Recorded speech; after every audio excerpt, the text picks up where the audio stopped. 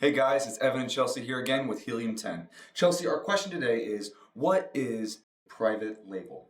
A private label product is a product that's manufactured by a third-party manufacturer and sold under the retailer's brand name. In this instance, your brand name. As the retailer, you pay to have the product produced and delivered to your store. You specify everything about the product, like what goes into it, how it's shipped, and what the label looks like. This is in contrast to other products being sold at a retail store. For instance, Walmart will sell products like General Mills and Frito-Lay, but they will also sell their own private label for foods and crackers that is great value. As always, we hope this information was helpful. If you have any questions or comments, you know the drill. Leave a comment and we will go over it in another video.